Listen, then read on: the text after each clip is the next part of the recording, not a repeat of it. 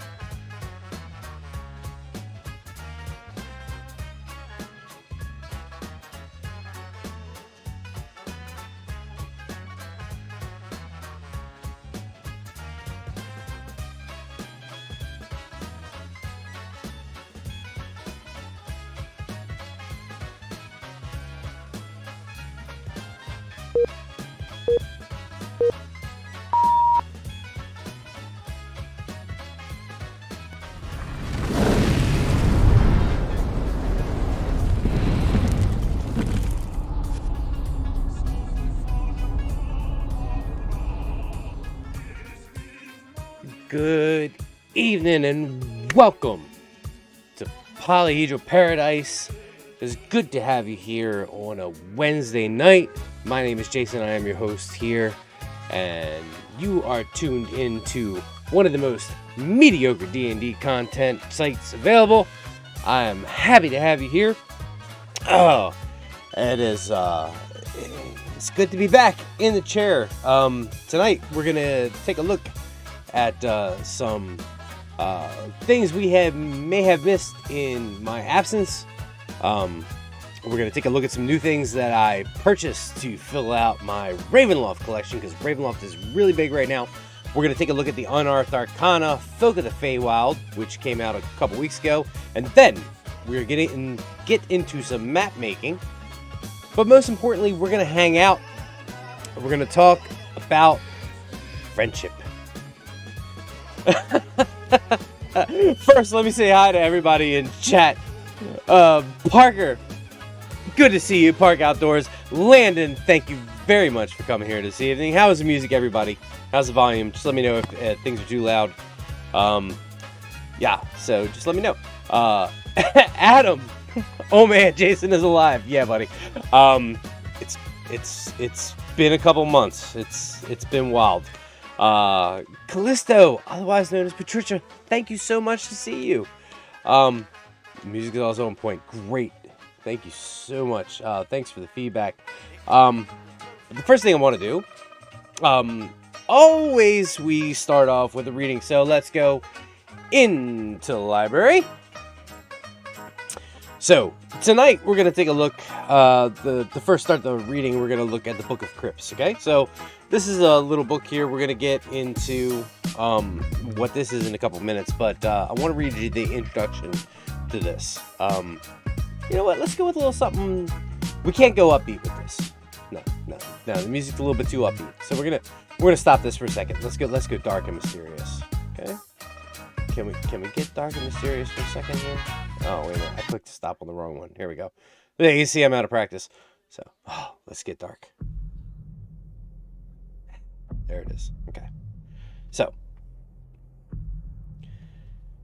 Irongrod sits in a dark corner of the squalid tavern, sipping warmish ale and eavesdropping on the whispered talk of the locals.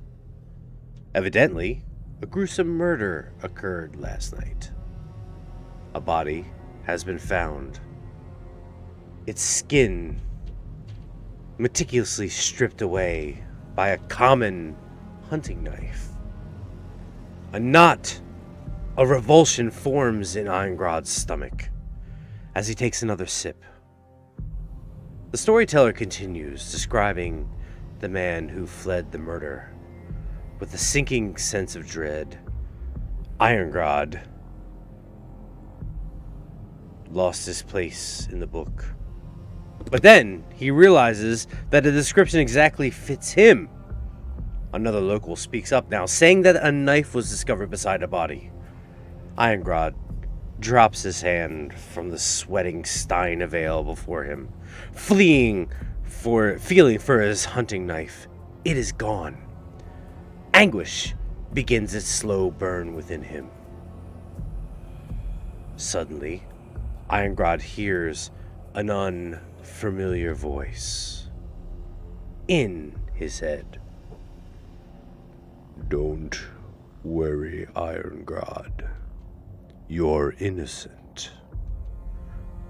Sure, I used your body for the crime, but you were asleep. No matter. It won't be your body for much longer. In this scenario, Irongrod experiences the two emotions critical to successful Ravenloft game adventures: horror and terror.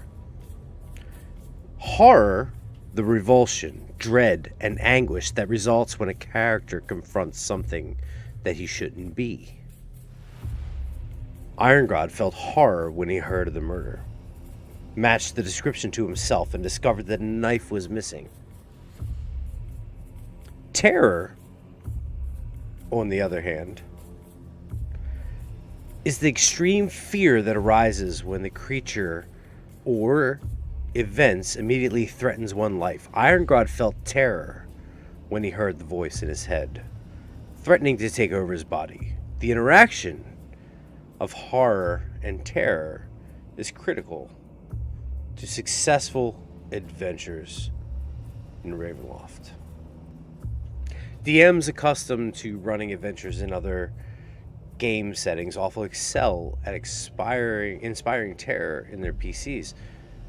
Terror is a natural result of the deadly combats and lethal traps, both abound in adventures in the game, but the Book of Crypts is no exception, loaded with deadly combatants such as dog golems, Immortanung, I never could say that word right, evil treants, madman, liches, werewolves, necromancers, illithids, maniacal jesters, minstrels of death, vampires, and more. This adventure in here both brims with terror and traps, both physical and psychological. Therefore, it should come easily to the people who read the Book of Crypts. Now this, just to let you know, I may have missed some stuff in chat, so I'll come back to it. This book, for me, was huge. It has some of the greatest one-shot adventures in it. Landed to maniacal gestures. Yes, maniacal gestures. So there's a lot of what this book is. This is it has 12 short adventures in it. One of them, my favorite one, which is let's see, The Dark Minstrel, actually takes place in a single room. You are invited to dinner by this man, who he invites you to dinner. You come in, you eat a full meal, and he plays you a song. And as the hour passes, the entire room disassociates from reality, and you're trapped in this one library, this single room, for 1,000 years. Now, it's up to the characters, the PCs, to figure out a way to escape this room. The character's name is Lord Byron von Evensong, and scattered throughout this room are bookcases and all kinds of desks and things for you to explore to try to figure out a way to escape from this room, or else you're gonna die a slow, painful death. Because no matter what, even if you've eat a yes, like Mike Porter says, like where you are now, yes, exactly. For my dark secret is, I have modeled my entire abode after one Lord Byron Evensong. So I don't want to tell you, in case anybody plays it, how you escape, but the key is your players have to have eaten a full meal at the start of the adventure, because if they haven't, they will shortly starve to death. It's no joke, it's serious. So the room only opens up once every, what is essentially for the people in the room, 1,000 years. And in it, let's see if I can find some. I didn't expect to get into it quite like this, but we'll start right into it. Let's see. Let's see. Well, we'll get into it when I zoom in, but it's the ultimate panic room, Landon. It's the ultimate panic room. Yeah, so if you haven't eaten a full meal, like, your characters can die within the first couple of weeks, because it's imperative that they eat a full meal in order to sustain them for the long haul. But the Book of Crypts, yes. So that was what that reading was from. It's a tad bit of fantastic, and I initially lost this book in a flood in my grandparents' garage. I recently repurchased it, and this is going to be one of the books that we talk about me getting when we get into show and tell time. But for now, let's pick the music up a little bit, because this is a little scary. But you know what's not scary? This is not scary. This is fun. This is upbeat. I want to welcome you guys here. Man, it feels like it's been a bunch of years. Let's see who came in late since my last introduction. Great to see you. Thank you for stopping by. Mike, good to see you too. Josh, thanks for coming, my man. Josh is good people. Listen, at some point, I'm going to make good on my deal with Josh. Josh is a big man on campus when it comes to Dungeons & Dragons. He's worked through several editions of D&D. I have much respect for Josh, and he's developed his own system called Contingency.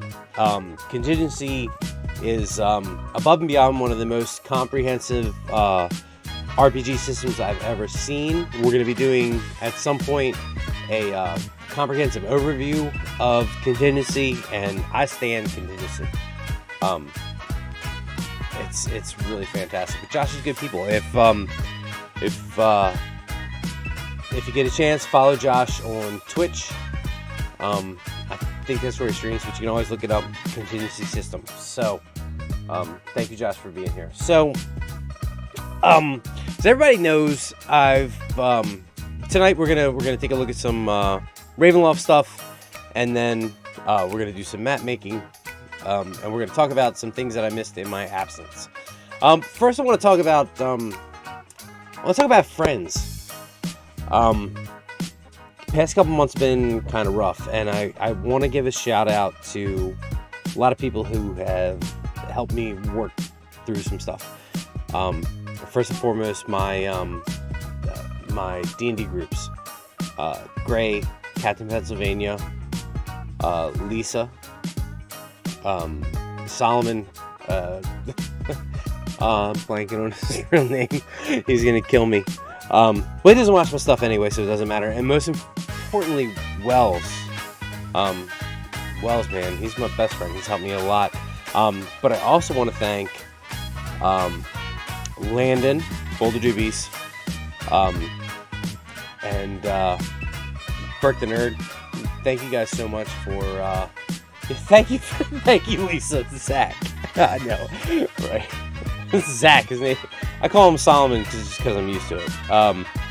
Yeah, Wells is the man. Thank you. But I want to thank you guys. There's been a lot of stuff going on, and I know I haven't been as present as I should be, but I'm going to try to be more present. And Mike Porter, everybody's favorite Porter. Look, we're nothing without friends. We're nothing without community, and you guys have been fantastic. Even though I haven't been around as much, I still try to be, and I know I'm rambling and stuff, but Landon, shout out. All love, man. Yeah, so I just want to say thank you guys. There's ebbs and flows in life, and this has been a real down period, but I'm trying to work through it, and there's big things on the horizon I appreciate. But you know what? We're going to talk about the little things first, and the little things that make us happy. And my little thing is collecting Ravenloft paraphernalia. So we're going to take a look at two things tonight.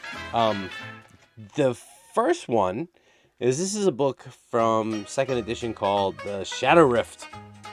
So after the Grand Conjunction, which was when the land of Ravenloft split and actually became part of the Primaterial Plane, Strahd and Aslan and all of the bad guys from Ravenloft entered the Primaterial worlds. That eventually collapsed, and when the land was reformed, in the center of the land was this area called the Shadow Rift. It's a big giant hole, and nobody even knew what was there for a while. Well, let's check the date here. In 1998. All right, you know what? Let me change the camera angle here, so you guys can actually see it. Gray says still waiting on that Ravenloft list. I know, Gray. I feel bad. I feel like it's a little bit of e-begging. Gray wants a list of the things that I still need. I'm like 6 books away from completing the list, but yeah. So let's see here. Nope, that's not it. Nope, that's not it. Here we go. Okay. So let me move this camera here. So anyway, this book is called The Shadow Rift. It details everything that you may find inside of the giant split in Ravenloft. Oh, by the way, on the plus side, it's signed by everyone who worked on this book. Right? I mean, how cool is that? It's signed. Inside this book, let me read you guys the table of contents. So, man, there's so much stuff in here. There's all kinds of dark fairies, and basically there's all kinds of creatures that live in this space. And I mean, if you can take a look at some of the artwork here, like it's the stuff of nightmares. So we can take a look at something here. Grasping at shadows, queen minions. After the heroes bypass Maeve's barriers, they're all greeted by one of She's servants who sent them to the cottage. But when heroes reach the far side of Bubbling Brook, the dungeon master read the following text. I'll read you guys the following text because I like reading text. So here's some text. As you continue on your journey, the forest becomes thick around you, requiring you to constantly search for the sky. The smoke plumes in order to keep your bearings. During one such instance, you look back down to see a handsome young elf standing at ease a few yards in front of you. His pale hair and golden eyes almost luminescent in the darkness of the night. His flowing blue garments richly ornamented with silver and gold thread. I am Sadiq, servant advisor of the Queen Maeve. Queen Maeve? Like, Queen Maeve? Like, who ripped off the boys here? Sorry. He continues in a melodious voice, "Shall we go? Her Majesty is expecting us." So there's all kinds of creatures that live in the Shadow Rift. And, man, and here is the actual map of the Shadow Rift. You guys can see that. So you've got, so everybody thinks the Shadow Rift is nothing but blackness, but that's not true. There's actually land down there. So you got the Obsidian Gate, the Darkened Heights, the Black Marsh, Night Rush, Shadow Downs, Grimly Flow, Biting Tarn, Westford. So there was a whole, like, they took this area where nobody thought anything was and created this entire land out of it. Again, take a look at some of the artwork here. I really like this.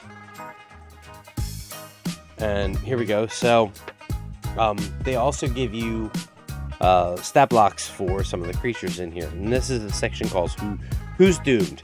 They always in all these old books they gave you a section called Who's Doomed of blank. So this is Lot, Prince of Shadows, Lord of the Uncell Court, Arak, Sith. See, Sith. I mean, who doesn't love a Sith, right? A Sith Lord. Loth is a Sith, the tallest of the Ark races. As such, he stands fully 6 feet in height, although his slender build makes him weigh far less than one might expect. His face is gaunt and angular, a fact accented by his long, tapering ears. Lot's long silver hair flows down to the small of his back. Like most Sith, Loth favors dark colors and fashionable eyes. Black. Yeah, sure. Yeah. Sorry, my brother-in-law offered to give me some coffee. So, like most Sith, Loth favors dark colors and fashionable styles. His usual garb is slender, embroidered tunic, tied about the waist with a woven silver sash and a pair of tight black leggings. A silver clasp at his throat secures the long gray cape that trails behind him. The delicate nature of these clothes, especially when worn with his favorite gray tricorn, make him look quite dandy, but a deadly and dangerous foe nonetheless. Like all Sith, Loth can take on a shadow form at will, but the Sith Lord has the added ability that can assume any form of any creature whose shadow has ever touched him. He can maintain the shadow form indefinitely, but can only assume the shadow form for up to 3 hours total per day. So if you think about that, Calista asks, "What is Eric?" Eric is a land. They have Eric. Eric is a place in Ravenloft.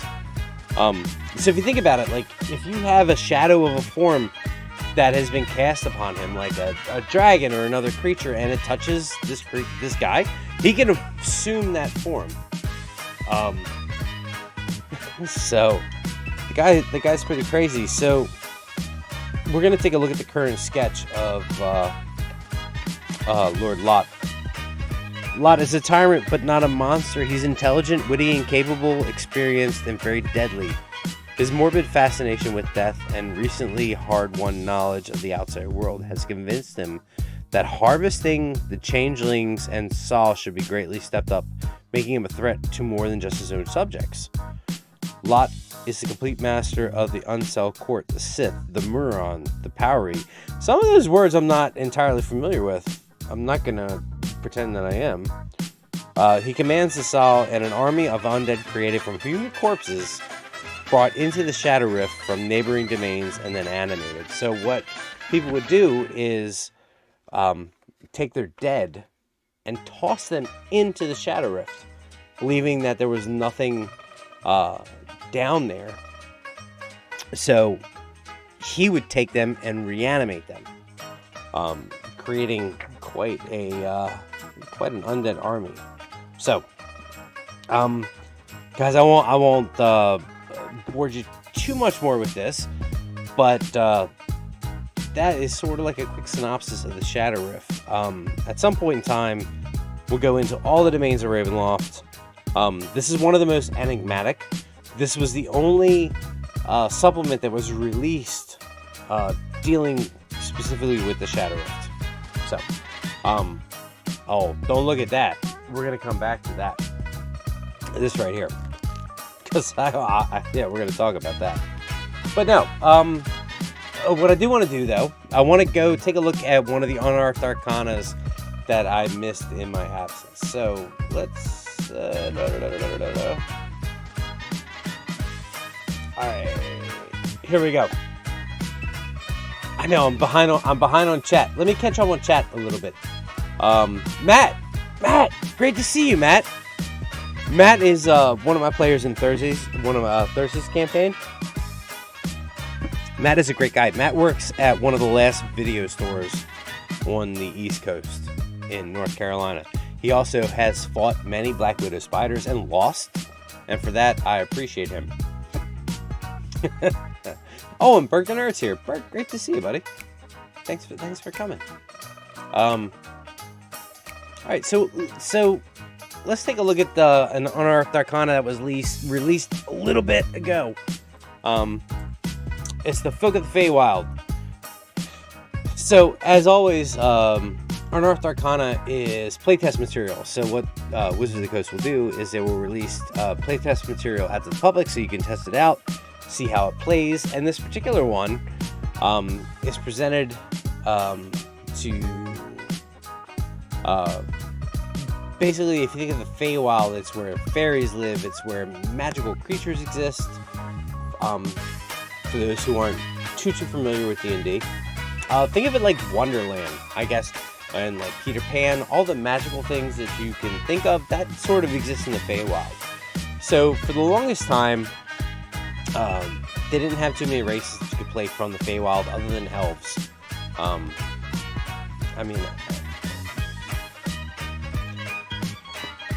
mean, there were some that you could play, but this was just released, where they actually made it so that you could play a legit fairy. But not only that, you could play a fairy, hobgoblin of the Feywild. You could play an owl folk, which is basically a owl type person, and you could play a rabbit folk. So it was a short unearthed arcana, and it just dealt with races. And if I'm being honest, I was a little underwhelmed at some of these, especially with the fairy, because let's take a look at the fairy specifically, because that's kind of what I want to focus on. And I want to focus on that because my wife wanted to play a fairy badly. But the fairy in this doesn't seem like a traditional fairy because of the size. But anyway, let's take a look at the fairy. Okay. So here's what it says about fairy. The Feywild is home to many fantastic peoples, including fairies. Fairies are wee folk, but not nearly as much so as their pixie and sprite friends. So already what they're doing here is they're taking the fairy archetype and changing it a little bit and differentiating it between pixies and sprites. So now we have to think of fairies as not quite as small as like Peter Pan and some of the other fairies that we may think of. And there's a reason for that, and my friend Steve pointed it out to me. So, but let's continue reading on. Infused with the magic of the Feywild, fairies share a few commonalities with one another, but can differ wildly in appearance, behavior, and attitude. Many fairies have special physical characteristics that set them apart from other creatures of their kind. For your fairy, roll on the Fey characteristic table, or choose an option from it. The Feywild is a wild place, so come up with your own characteristics if none of these fit your character. As always, the most important thing to remember with any of these character creation tables that they are just suggestions. The characteristics, as long as you talk to your DM, whatever type of characteristics for your Fey you want, you can come up with. But let's take a look at what they give us for some of the Fey characteristics. Now, this is a D8 chart, which means if you wanted to just randomly pick what they have for you on this chart, you're going to take a D8, which actually I have one right here.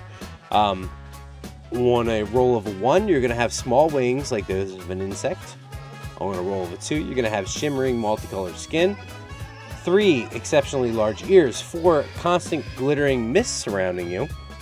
5, a small spectral horn on your forehead like a little unicorn horn. 6, your hands will never look dirty. Man, sign my kids up for that. 7, you're going to smell like fresh brownies. Also sign my son up for that. 8, a noticeable harmless chill surrounds you. So these are sort of like you're building out your characteristics. Now you can always pick your own type of characteristics. Thank you, Lisa. I 100% agree with Lisa here, where she says you smell like fresh brownies is clearly the best one. Yes. Brownies with walnuts. Walnut brownie fay. So, fairy traits. You have the following racial traits. Creature type. You are a fae. Size. You're a small. This is where they lose me. Okay? So, typically a fairy creature, you think fairy Tinkerbell, that would be tiny. It would be classified as a tiny creature. But, as Steve pointed out to me, tiny creatures cannot wield martial weapons. So, they have reworked it that your fairy is a small creature, so you can still wield the sword. I mean, it's fine. I don't think Tinkerbell will wield the sword. But anyway, so this court smells like Blondie stuff. Never had a Blondie in my life. I'm not even gonna lie. So, okay, so speed. Your walking speed is 30 feet. Flying speed. You have a flying speed equal to your walking speed and can hover. The flight is magical and does not require the use of your wings if you do not have them. So you can be a fairy without wings who can still fly.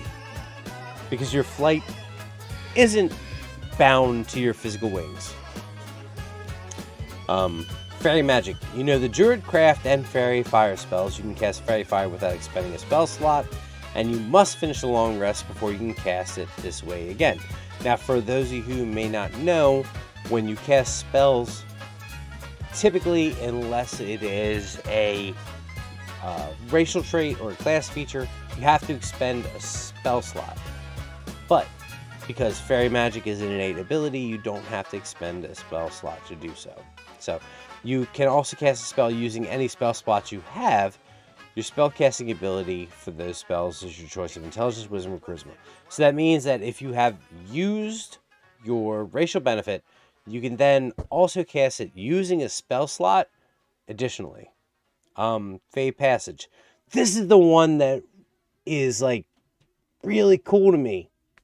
And I've seen this some other places, but it's Fey Passage. You can squeeze through a space as narrow as 1 inch wide. So, like, you can literally, like, shrink yourself down and squeeze through a 1 inch crack. How cool is that? But I go back to the reason I'm not completely sold on it is the fact that you're considered a small creature. So, a small creature, you're looking at something this big, not necessarily like a fairy. I think fairy's tiny. But anyway. So, guys, do you want to take a look at the other races on this, or you guys want to get to some map making? I think at least the rabbit folk. We should take a look at the rabbit folk. What do you guys think? I give you guys a second.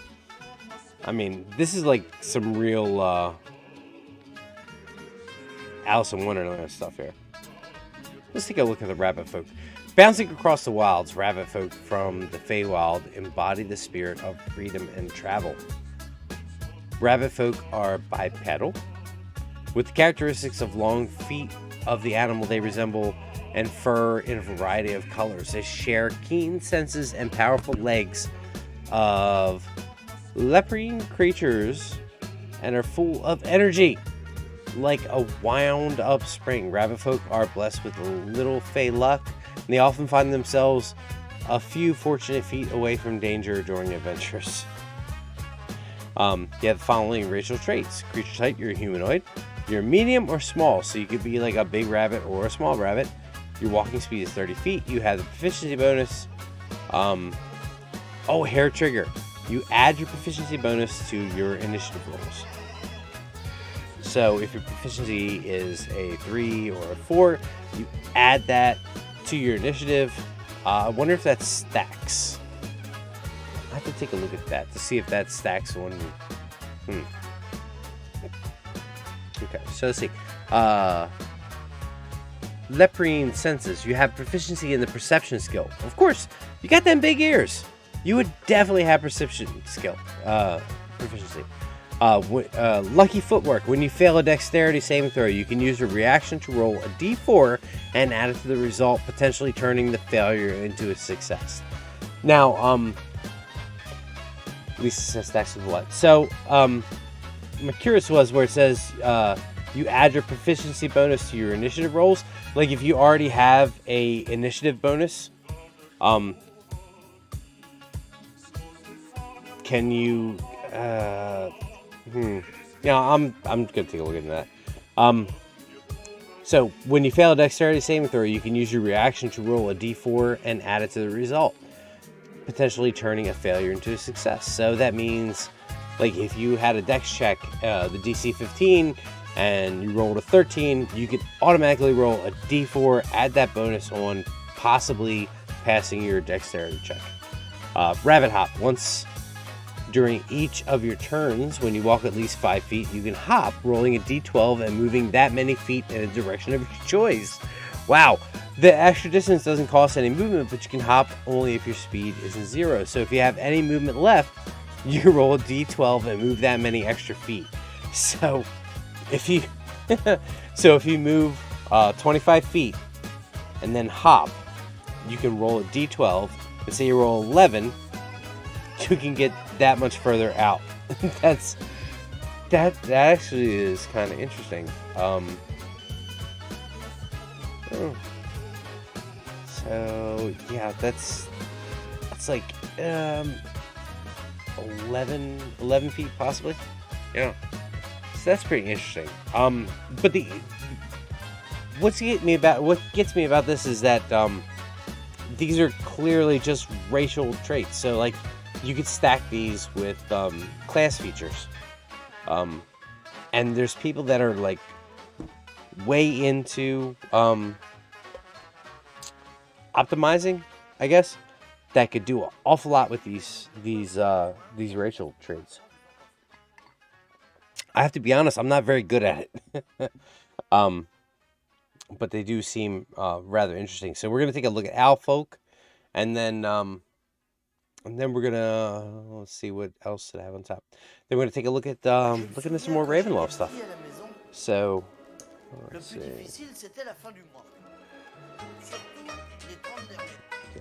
All right, Owl Folk. I mean, picture a giant owl, right? Distant kin of giant owls, owl folk come in many shapes and sizes, from petite and fluffy to wide-winged and majestic. Owl folk have arms and legs like humanoids, as well as wings that extend from their back and shoulders. Because of their ancestral tie to the Feywild, owl folk can innately see the magic of their surroundings. Like owls, owl folk are graced with feathers that make no sound when they move or fly, making it easy for them to sneak up on you in the library like, who didn't return that book? Your owl folk character might be nocturnal, or perhaps your character is simply prone to rise later, embodying the common nickname of the night owl. You have the following racial traits. You're a humanoid, you're a medium or small, you choose the side when you gain the race. Walking speed is 30. Dark vision. Obviously, who doesn't have dark vision? Except for humans. You can see in dim light within 90 feet as if it were bright light, and in darkness as if it were dim light. You can discern the color. You discern colors in that darkness only as shades of gray. Pretty typical of dark vision. Your keen senses can focus and see the presence of magic. That is so useful. You gain the ability to cast a detect magic spell, but only as a ritual. Your spellcasting ability for the spell is your choice of Intelligence, Wisdom, or Charisma. You can also cast a spell normally with any spell slots you have. So once again, we have an ability that is innate to the Owl Folk that can be cast as a spell slot. And your keen senses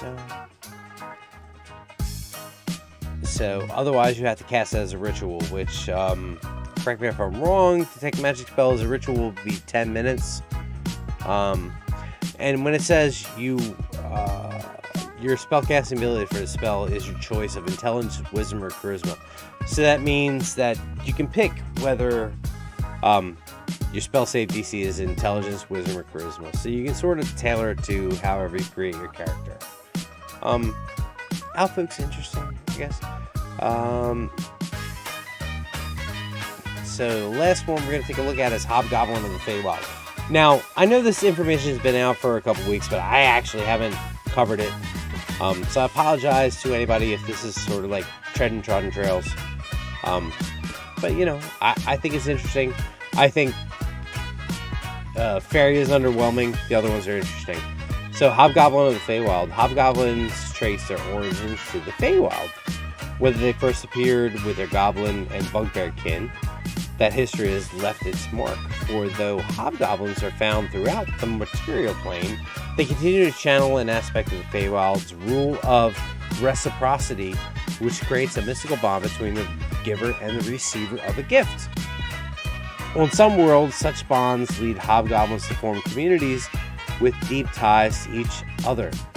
In the Forgotten Realms, which, by the way, I'll remind you, that is the core world that 5th edition is set in, vast hobgoblin legions have emerged with ranks upon ranks of devoted soldiers, noteworthy for how effective they are at fighting as a unit. Hobgoblins are generally taller than their goblin cousins, but not quite as big as bugbears, and not as cute. They have curved, pointy ears and noses that turn red or blue during displays of emotions, or depending on whether it is chilly outside or if somebody's reading Rudolph the Red-Nosed Reindeer. Sorry. Valfurger. Hobgoblin traits. So here's the traits for the Hobgoblin. Creature type, humanoid, obviously medium, so no small here with the Hobgoblins. Walking speed is 30 feet, that's pretty typical.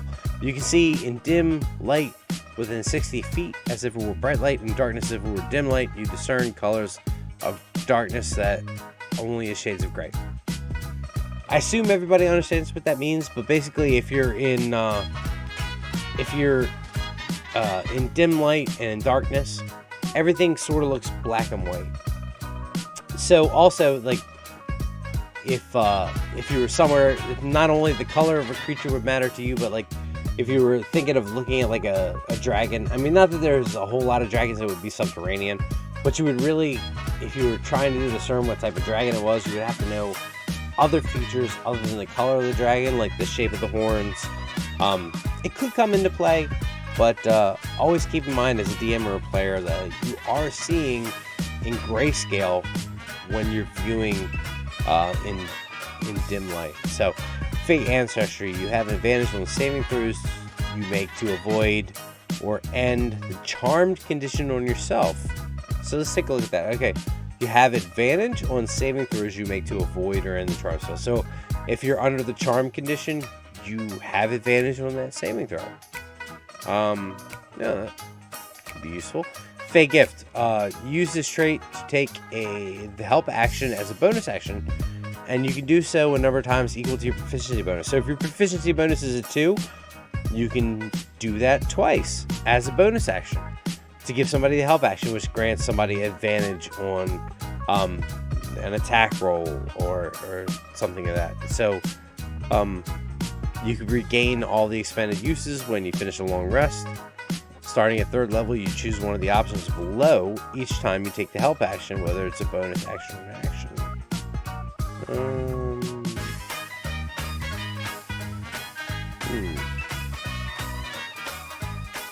Okay, so starting at 3rd level, you choose one of the options. So you can either You and the target for your help action gain a number of temporary hit points equal to 1d6 plus your proficiency bonus.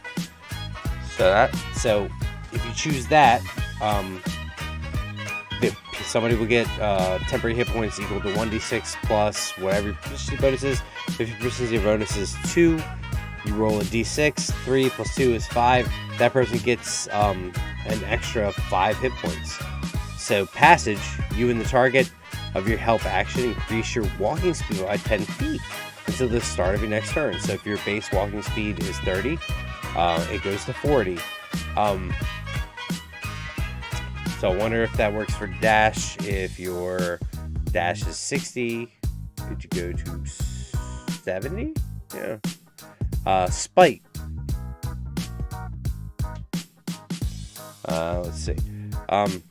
Spite, until the start of your next turn, the first time you target, the target of the help action hits a creature with an attack roll, the creature has disadvantage on the next attack roll that it makes within the next minute. Oh wow, a minute is forever in D&D. So you hit a creature, and that creature then has disadvantage on the next attack roll. So, fortune in the many, this is the last one we'll take a look at. If you miss with an attack roll or fail an ability check or saving throw, you can draw on your bonds of reciprocity to gain a bonus to the roll equal to the number of allies you can see within 30 feet of you. Maximum +5. That is a mouthful. So if you can see 4 allies with you, gain a +4. Yeah. You can use this trait a number of times equal to your proficiency bonus, and you gain all your expended uses on a long rest. So, if your proficiency bonus is a 2, you can use it twice, depending on how many allies you have around you. Yeah. That's very random but interesting. I feel like... So... the only downside is you have to pay a hobgoblin. So, yeah, that's just a quick overview of the Folk of the Feywild. Let me know what you guys think. I don't know. It's I like the rabbit folk. I like the owl folk, but I'm not blown away with the fairy. I'm not. I wish the fairy was tiny. Does anybody else have has a problem with that? So let's see. Yeah, Lisa says Unearthed Arcana. It's playtest material. It's not published in a book yet. Yes. Lisa said I played the Hobgoblin. Yeah. It seems the most versatile. But could you imagine, like, you got an owl folk, a rabbit folk, a hobgoblin, and a fairy? Just think about the type of mini campaign you could run with these type of specific races. But then, like, I feel like some of these things should be classes, not just races. Like, I can't see like a fairy barbarian. I don't know. I guess I'm stuck on the fact that a fairy is a small creature, not a tiny. But any hoodle. All right. What I'm gonna do now is I'm gonna take a look at my unicorn. As you guys know, I am building my second edition Ravenloft collection. And I ended up selling a bunch of my BECME books. BECME stands for Basic, Master, Expert, Basic, Expert, Master, Companion, and Immortal set. BECMI. Sorry. So I did that, and I ended up flipping that to pay for one of the Lisa said, I feel like you're putting an unrealistic size of expectations on fairies. No, I think they should be tiny. I'm not fat shaming fairies. I feel like they should be tiny, not small. Like, we're talking fairies. I mean, am I wrong? I guess I could be. So anyway, ladies and gentlemen, this is the single most sought after book in my collection. This is a book called Carnival. It was released in 1999 at the end run of second edition. And it is an adjunct to a module called The Evil Eye, where it details the different carnival dwellers in this like horrific carnival that would travel around the Mist of Ravenloft. I have not had a chance to peruse the whole thing, but it was at the end run of end run of TSR in 1999, and I finally picked it up, and I just wanted to share it with you guys, because this one and Vecna Returns are the last two big purchases I need to get to complete my collection. Yeah, so I'll give you guys a detailed synopsis of it when I get a chance to really look through it. But I haven't yet, but I just want to let you guys know I had it. So, all right, I've obviously meandered and gone through a bunch of stuff, but I thought maybe we would do a little map making. Is anybody up for that? Because let's see here. So obviously, let's see. Let's shut this off.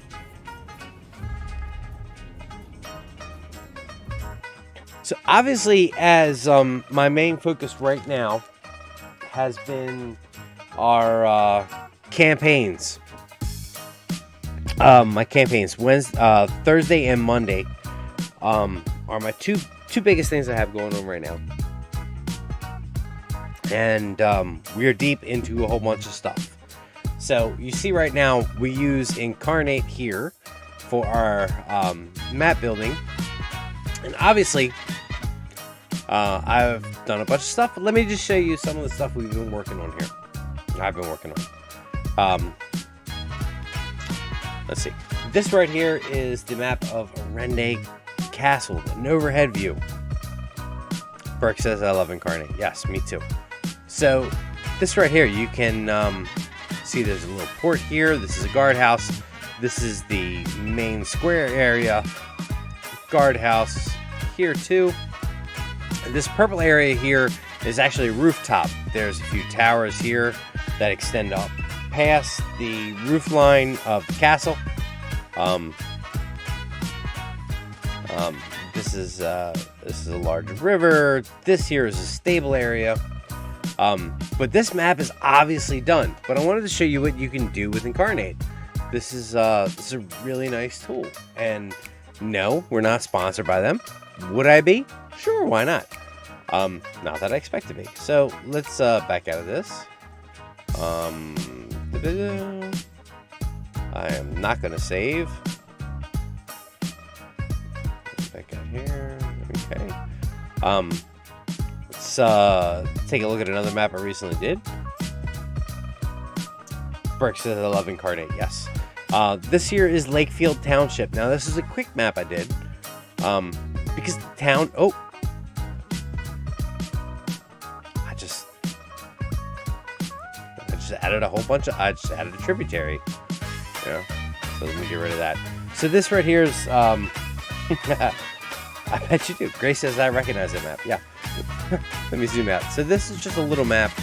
It's a small little township, but we've got cherry blossom trees here. We've got a couple nondescript buildings that you fill in with the story elements. Like I don't have to label everything on the map. We've got a little market stall here. So that's Lakefield Township. Let's see, back out here. Don't save.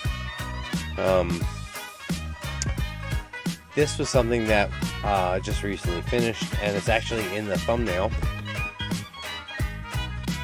This is Arende. or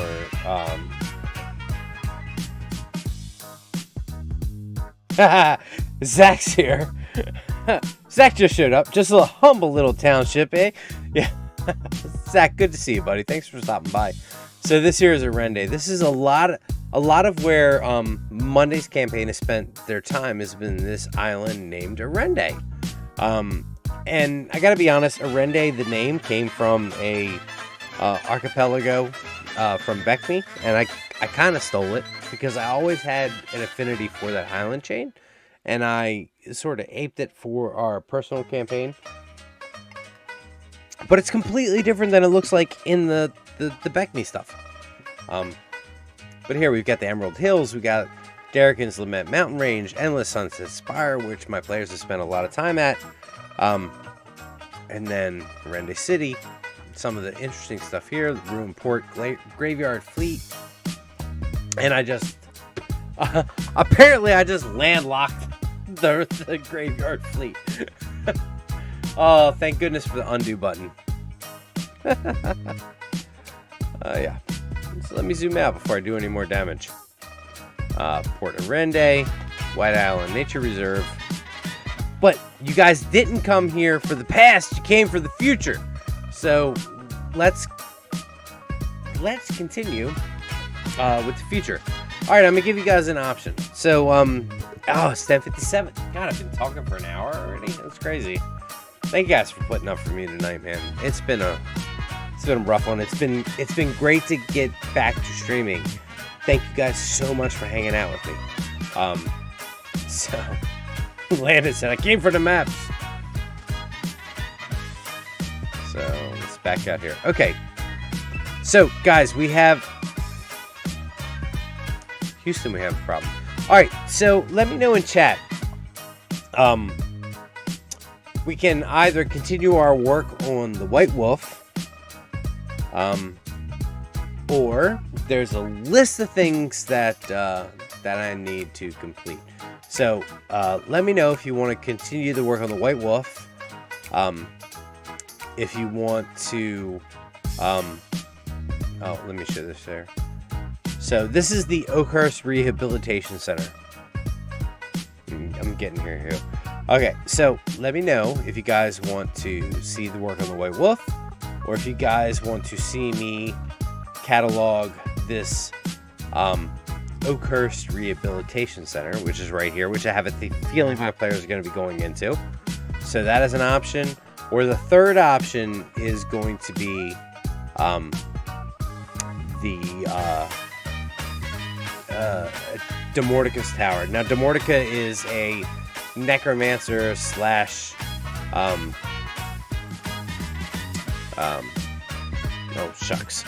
let's just call her a necromancer. She has a tower which is sort of a tower out of time, so there's a lot of interesting time elements there. So we've got Zach's got to vote for Oakhurst. Okay, so we've got Oakhurst. We have Demorticus Tower, or we have continuing the White Wolf Inn. So, let's see. Landon says, I'm up for Oakhurst. Zach says Oakhurst. Gray says Oakhurst. Lee says the White Wolf Tavern and Inn in the capital. We are along in the White Wolf. Burke says Oakhurst. Oh my goodness. The public's feeling Oakhurst, so let's do Oakhurst. All right. Let's see. Oh, I'm sorry. Landon did ask a question. What is a White Wolf? So White Wolf is Lisa answered it, but White Wolf is a inn and a tavern inside of the capital city, and it's actually like a very important inn and tavern. It's sort of the hub where from which the wellspring of adventure flows. So, and it is about 10% complete. Here, let's take a look at that real quick. Yeah, so like this is as far as I've gotten on mapping it out. Like it's very detailed, but I haven't detailed a lot of it. That's the second floor. That's the first floor. It's become so heavy on me that I don't even know if I like. It's like it's hard to continue it. But you know what? Tonight we Oakwurst. Oatwurst. I see you, Burke. Oatwurst. Yes, Patricia. Yes, you were here for that map, and we are gonna finish it. But we're gonna like every good person with ADD. I'm gonna forget everything I did before, and I'm gonna start on something new. Yeah. The best part of the content. Yes, if you're ever in Arende, go check out Silver String, the best bard on the continent of Arende. I say continent. Alright, so we're going to create a new map. Alright, so it's basically going to be a battle map. So let's go to Fantasy Regional. We'll go watercolor battle maps. Alright, so the biggest difference between watercolor battle maps and fantasy battle maps is fantasy battle maps has a bend to isometrics. When I make my battle maps, I like to have battle maps be completely top down. There's no hidden parts of the map. There's no areas that are hidden. I guess I said it best. No, I prefer my battle maps top down. Okay, so we're gonna go choose that one. Yeah. So landscape 40 by 30. Let's click on that. Let's see. And we're gonna do custom. I want to make it a little bit bigger. Let's go 50 by 40. So when we're looking at creating a map and they ask you columns and rows, keep in mind columns this way, rows this way. It just gives you more surface to play with. So let's create that.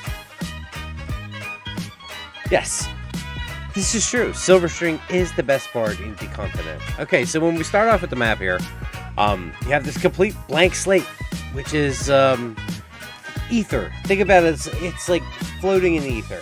Okay, so we have to give it landmass. Okay, so we're gonna click on add and shape. So we're just literally going to fill this whole puppy in with land. Yep, land. Okay, I mean, easy as that. So that's all land now. Okay, so now that that's all land, let's go to the brush tool because we want to make it look a little more interesting. We're going to open the brush tool catalog. Let's go. Since we're inside the detention facility, it's going to be kind of like mucky and not well kempt because it's obviously not well kempt. So we're going to do ground.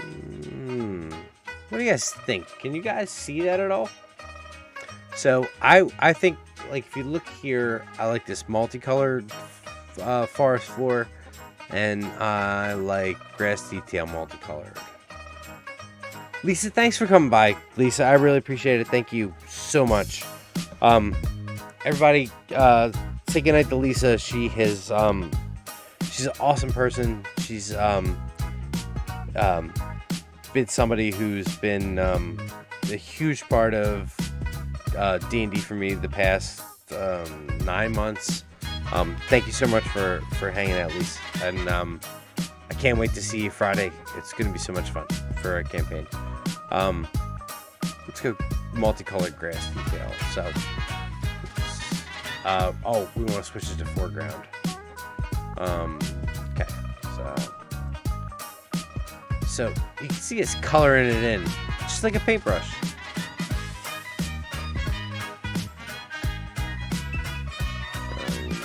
Let's see if I can make it a little bit bigger. There we go. Make it a little bit bigger. Okay, so that's just going to be a base. That's just going to give us something to start from. I know it looks a little homogeneous. Oh, most definitely looking to Friday. Alright. So I want to turn on the grid tool so we know exactly like our spacing and the sizing that we need to make the Oakhurst detention facility. Okay, so let's turn. We're gonna click on show grid, and now look. So we can see the grid detail. Okay, so each one of those grids is gonna be 5 foot. So that's something to keep in mind. Okay. And because I don't remember the size that we made the Oakhurst detention facility, I'm going to back out and take it. You know what? I'm going to open it up in another window. So let's do this. Inkarnate. Inkarnate. Okay, Inkarnate.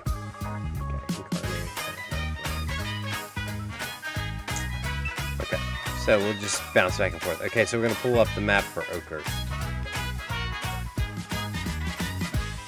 Not the Oakhurst map is up. Okay, so this is what we're detailing. Spacebar, move it over. Okay, so this building right here is what we're going to do. So it's 5, 10, 15, 20, 25, 30, 35, 40. 15, 20, 25, 30, 35, 40. So it's 40 by 40. Give or take a 5.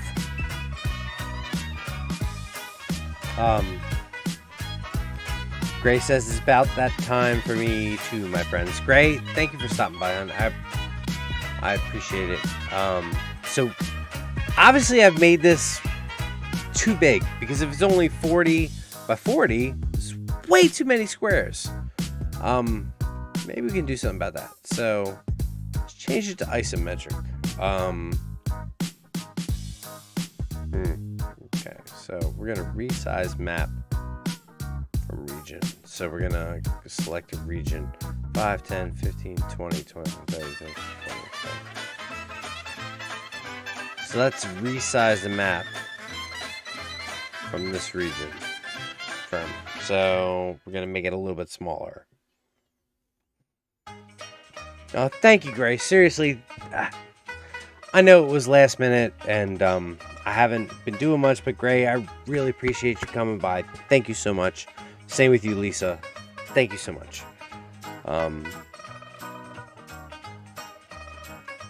So we're going to name this Oakhurst Rehabilitation Facility. Rehab Facility. F-A-C-I-L-M-A-B. Facility. Oakhurst Rehab Facility. Okay, so it's gonna zoom in and give us some more, like...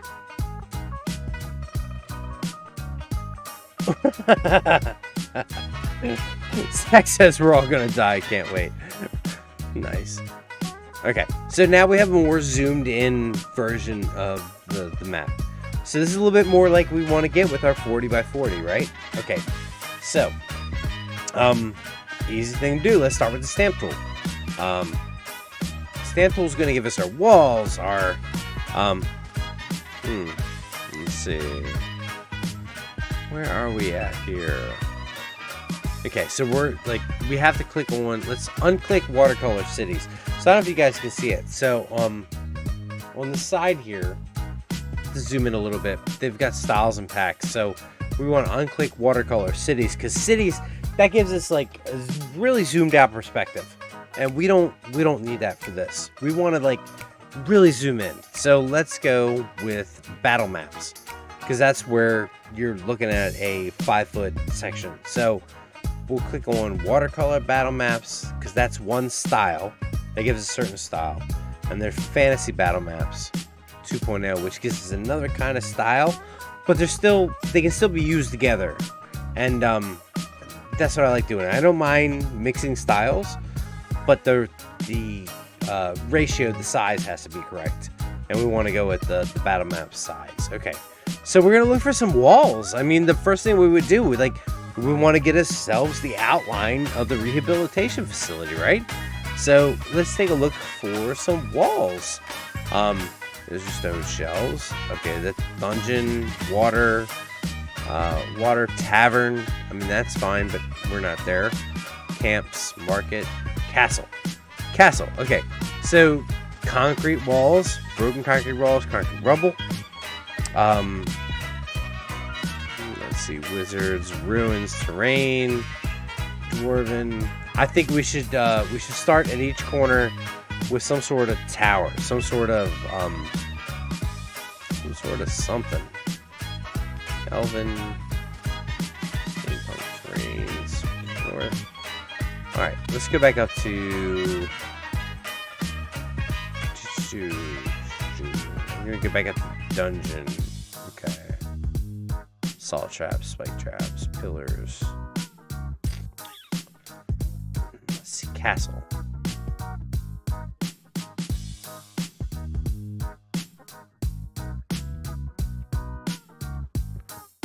Pillars. So let's start out with 4 pillars, right? So we're doing 40 by 40. Okay.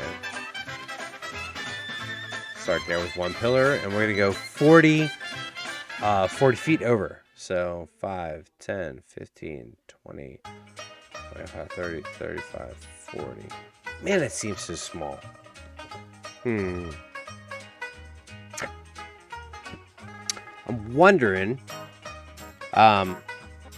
you know what? One of the nice things about being a DM is we get to improvise on the fly. So, like, while initially we thought the Ogre's detention facility was only going to be 40 feet by 40 feet, when we take a look at the battle map, we have 2 choices. I'd like to make it a little bit bigger. So, do I change the ratio of square footage on this map or the other map? And what I think we're going to do is we're going to keep this map at 5 feet. We're going to make the other map 10 feet per square. So let's double the size of this map. We get 5, 10, 15, 20, 25, 30, 35, 40. Normally where we stop, but let's go to 80. 45, 50, 55, 60, 65, 70, 75, 80. Okay, so we're going to put another pillar there. Okay, and then we're going to go the same distance north. Okay, so 5, 10, 15, 20, 25, 30, 35, 40, 45, 50, 55, 60, 65, 70, 75, 80. Wow, that's just right to the top. Okay, so let's move this down. We're going to go select this pillar, move it down to here. Select this pillar, move it down to here.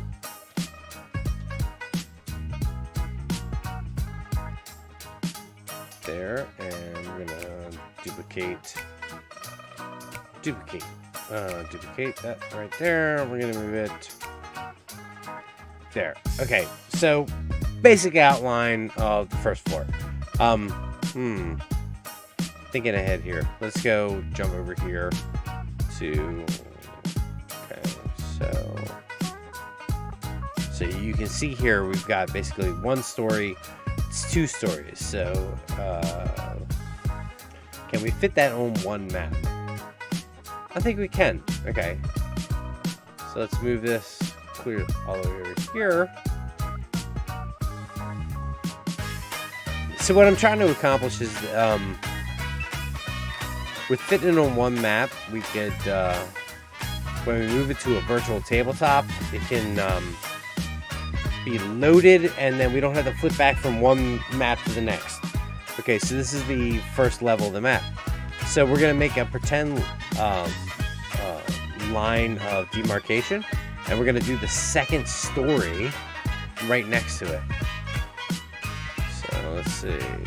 Let's find another pillar. Okay, so this is going to mark the 2nd story.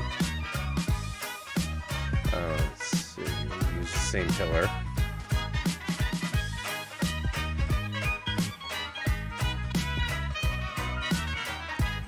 Five, 10, 15, 20, 25, 30, 35, 40, 45, 50. Do that there. And do that there. Okay, so now on 1 map, we've got both stories of the detention facility. Now I know, like, what you're saying. I know what you're thinking. Like, well, the 2nd story doesn't have grass, but no, we'll fill that in and we'll change that as we go. I think the next thing we need to do is to define the walls. So let's do that. So. Je me souviens quand So let's go and define the walls. So we're going to go back to our stamp tool. And we're going to open up the catalog. And let's find some walls. Pickaxe, so shelves.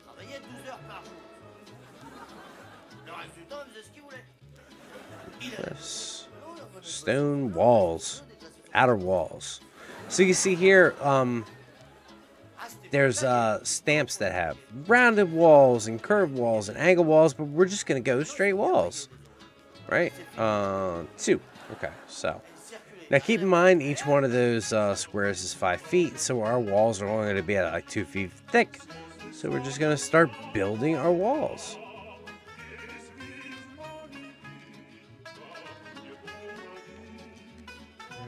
And there, it's as simple as that.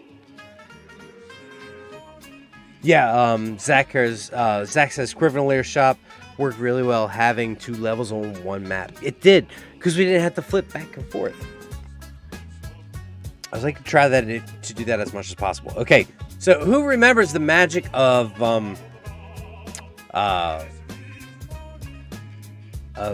duplicate? So we're going to control.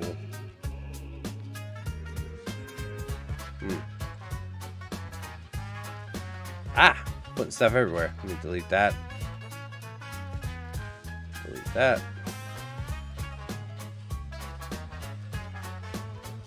Delete that.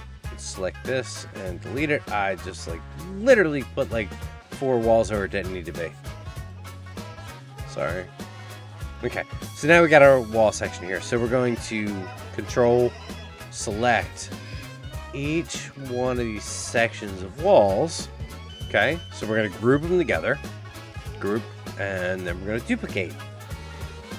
And duplicate. Bang! We got another section of walls. Section of walls.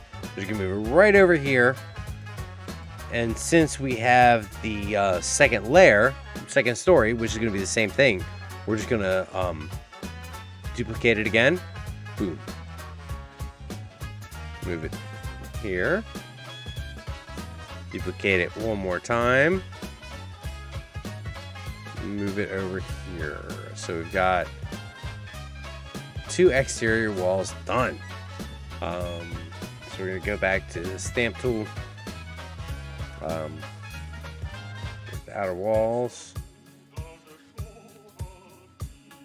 Well, we're going to rotate it. Obviously. And you can always see, like, again, where you have your circle and it gets bigger and smaller. You can see where it reaches 90 degrees. Also, if you're trying to do that, and you're not exactly sure that you got it right, you can go right down here to the rotation angle bar and like do the slider bar, and you can see it move. Here, I'm gonna blow it up real big so you guys can see it, so you know what I'm talking about here. So, see how big that puppy is? I know it's bigger on the screen. But if you come over here to this little rotation angle bar, you grab the slide bar and you pull it, you can see it rotating, right? So obviously 360 means it's going to be horizontal, right? So you can always drop the value. I don't know. That's 270 apparently is straight. I don't know. I may have said that wrong, but anyway, but that is definitely parallel. So we're going to take that, move that here. Let's make that a little bit smaller. It looks a little chunky.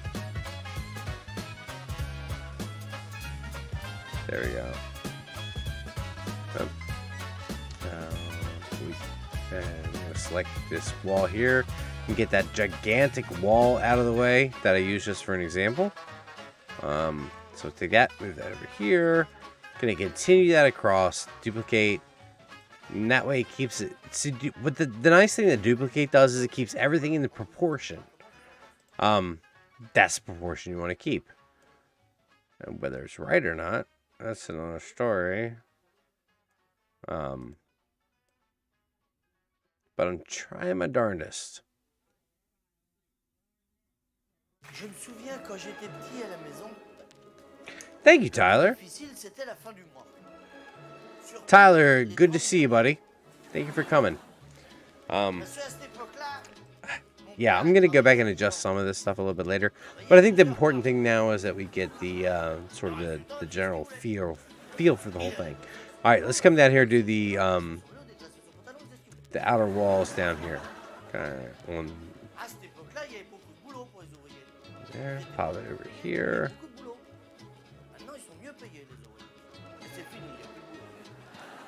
All right, so there's that wall. These are Five Below headphones that I got. And I'll give you $1 if you can tell where you think I got them. It's definitely not Five Below. Oh man. So.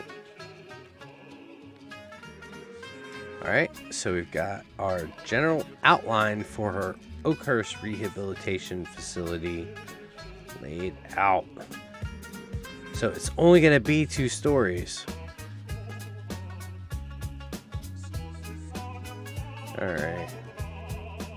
So those are our first level and our second level. Let's jump back here and take a look at this. So we've got this area right here. We've got a tower on the left. And then we've got this rectangular room on the right.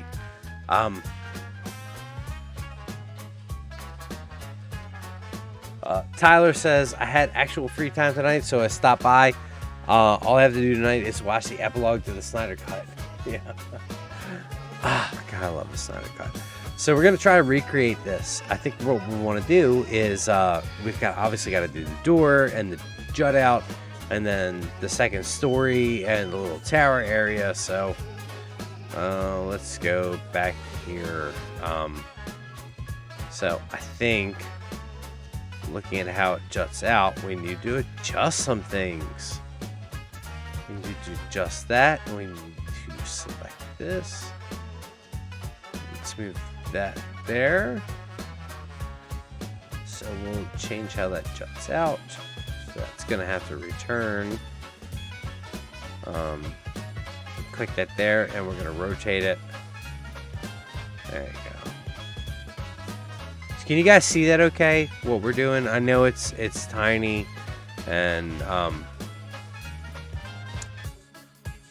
maybe too detail oriented for the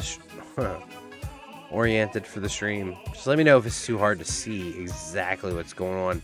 I might be able to blow it up, but want to try to keep it legit, right?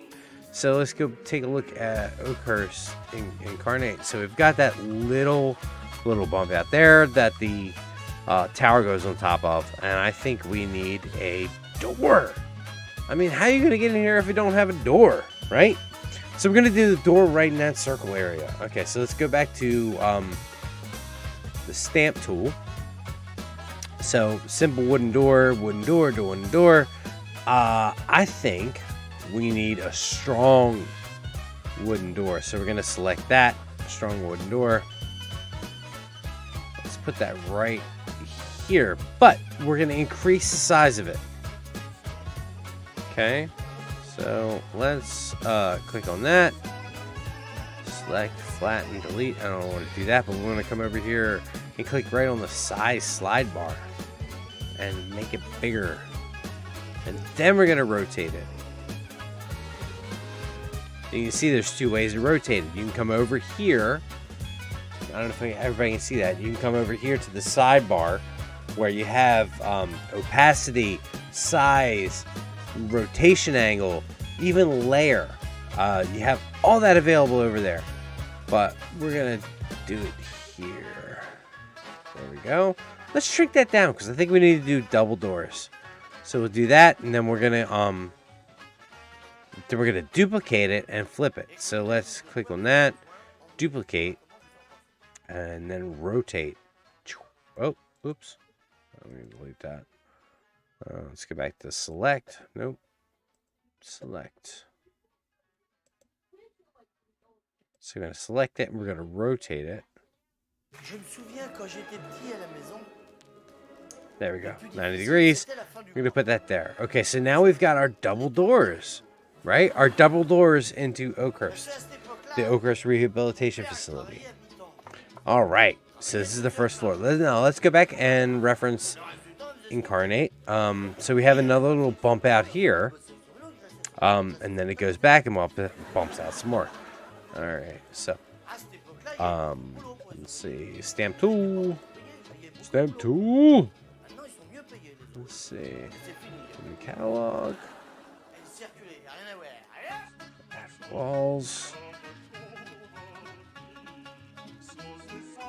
Okay, so we'll just do a tiny one. I think we need to move that back a little bit because it wasn't that close. It's right about there. Right, we're gonna select. Let's select this and no. See if we move that moves the whole thing. Okay. Yeah, I think we need to reevaluate that. So we're going to get rid of that. We're going to take and move this angle part of the wall over here. We'll do a straight piece, and then it's going to go into the corner. So I appreciate you guys hanging out with me, man. I know it's late. I know we're not doing a whole bunch of stuff other than like chilling and making a map, but I appreciate everybody who decided to come here and hang out with me. It's been great. Great for my mind, man. It really has. Thank you guys so much. You don't have to be here, and the fact that you guys are, it means a good deal to me.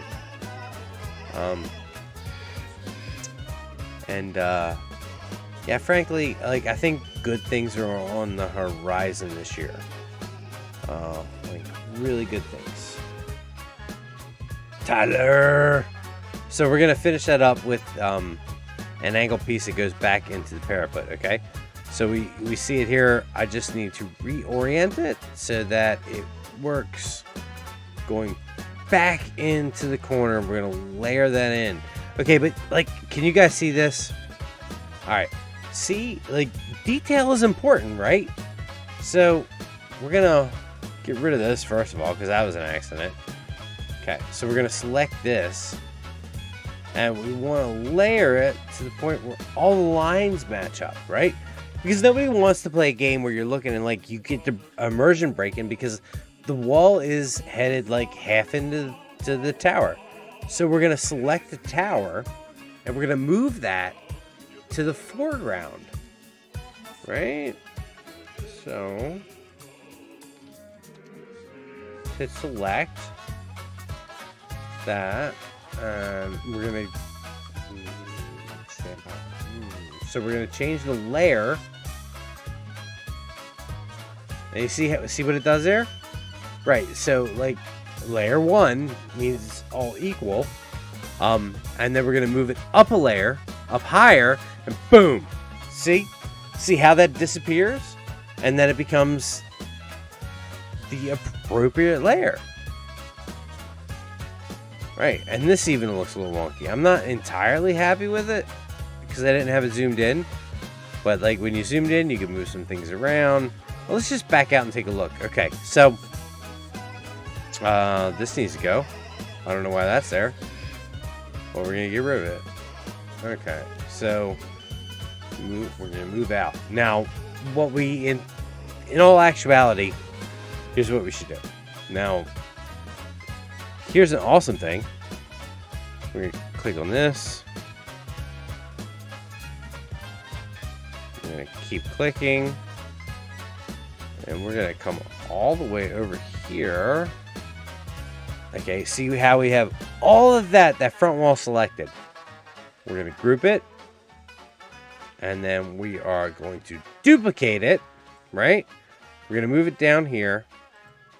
Now, we're going to get rid of this wall as it stands, okay? On this front part of the facility. And then we're going to move this right into its place. Because that's where it should be. But our work is not done there because obviously we have overlapping pieces. So we need to zoom in. Move up a layer, And it gets rid of that edge there where it goes over the parapet. And we're going to come over here. And obviously this wall does not go over top of that. So we're going to move this up a layer and bam! Biggity bam! Biggity bam! You got a mirror image. Except the only difference is you don't have a doorway going into this central part. Like, man. It's like super duper like time consuming. Okay, I know I'm boring the heck out of you guys. Appreciate you sticking around. We'll probably go for like another 15 minutes and see where we get to. So I want to let you guys know, like, I'm super appreciative. So, let's go back and take a look at this Oakhurst Rehabilitation Facility. So, for today, we're going to concentrate on the second level, okay? So, we've got this area here. We got this. This is actually 2 stories. So, I think what we might have to do is we're going to have to do this on another separate map. But let's work on the top story, the tower, and this room here. Okay, so let's back out. Okay, so this is going to work as our second story, but it's not going to work because there's grass on it. So let's go to stone dark floor. Okay, so we go click it, nothing happens, right? It's not coloring anything in. That's because you have to go to brush layer, click on foreground, and watch this. Boom. There you go. Now we can color everything in. Now, this is a nice color to basically draw attention to the top part of a tower or a building, because it's stone gray. You can imagine that people back in the day were building castles and homes and everything, and they were still gray. So this works great. So there you go. So now we have, I kind of went out of bounds there. We will tidy that up though. All right, so we got the steel gray for the top of the roof. What should we do for the inside? I'll put it to chat. Like, what do you guys think we should do for inside of the rehabilitation facility? Should we do something that's like wood grain? Should we do something that looks like pebbles? What do you guys think? Just let me know. Let me look through some filters here. Wood dark, wood light, road alpha. I think we go wood. Let's go wood. Screw it, right? I mean, rehabilitation facility can use wood. So let's color it in wood.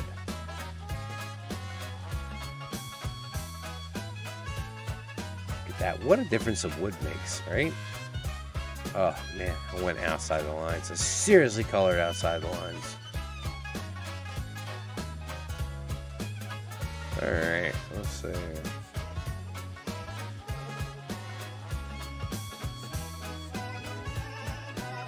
Alright, so minus a little bit of cleaning up I have to do. We've got the first floor, sort of where it needs to be, and then we've got the roof line. Well, let's make the tower and the roof. So let's take a look. So we've got the tower here in the corner, and we get the big ones here. It's 5, 10, 15, 15 by 5, 10, 15, 20, 25. 15 by 25. Alright, so go back to our stamp tool and switch our maps. And that was, where was that? 10, 15 feet in. Okay, so 15 feet in. So let's create a new wall line. Okay. So, okay. So, stamps and wall line.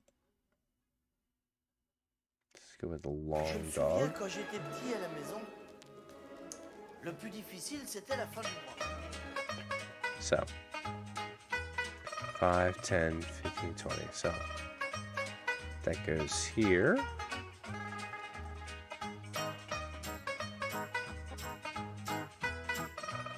Now, the biggest thing to remember is too, when you're creating stuff, like, it doesn't have to be exactly what you did before. As long as the spirit is the same, then you're in good shape. Like, if you need to change things around, especially when you're changing mediums, because I didn't use Inkarnate for the longest time. Like, I hand drew everything, but then once like I started using Inkarnate, I found that things didn't quite fit. But that was okay, because you just reinvented them. So don't be ashamed to reinvent stuff, unless you're like, a serial killer, in which case you don't want to reinvent yourself, because then, like, I don't know. I've been watching a lot of Mindhunter. Sorry I brought up serial killers. But anyway, so we're going to do this to tower, so we just go, damn it. Darn it.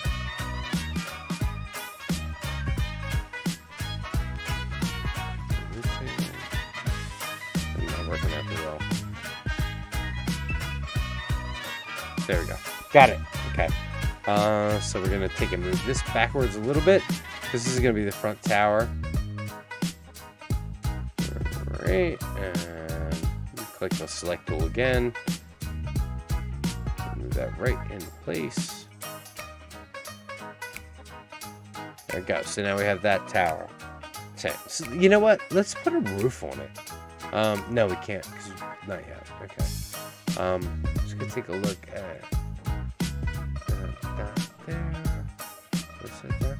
So you have front door and door on the tower. Okay, so let's see. I think this needs to move. Who thinks the tower needs to move a little bit? I think it does. So, again, we're going to group everything together.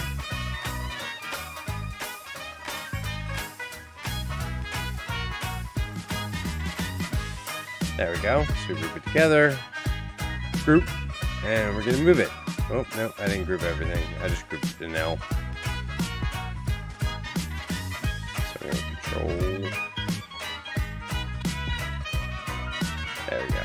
Now I got it. Group. We grouped everything together, and we can move it as one unit. So much nicer. Okay, so we get the ground floor here. Then we get the second floor, which all this gray out here is going to be the exterior.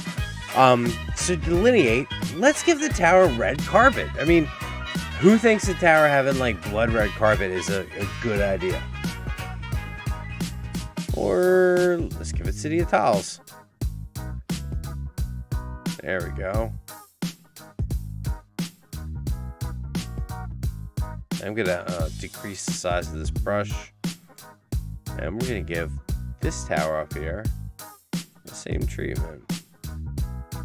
I mean, why not, right? Oh, there we go.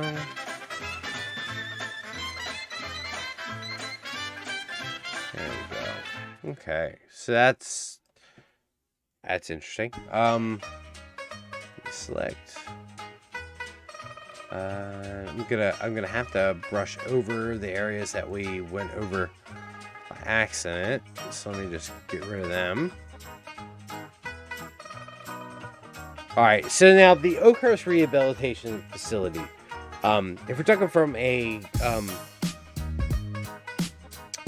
standpoint of the campaign, is where people have been going to get reconditioned, so to speak. So there has to be a lot of like craziness in there. And you know what? I think we need to wait to find out exactly what kind of craziness we're gonna find in the Oakhurst Rehabilitation Facility. Because it is late. We have been streaming for an hour and 40 minutes. I am extremely appreciative, but I think what we need to do at this point is call it a stream. Ladies and gentlemen, thank you so much for coming and hanging out with me. I want to thank Tyler. I want to thank Parker. I want to thank Burke the Nerd, Landon, Patricia, also known as Callisto, Gray, Zach, Mike Porter, Lisa Lur. Am I missing anybody? I don't know if I am, but if I am, I'm sorry. I didn't mean to. Guys, it was great to get back into streaming tonight, and just being honest, it's been a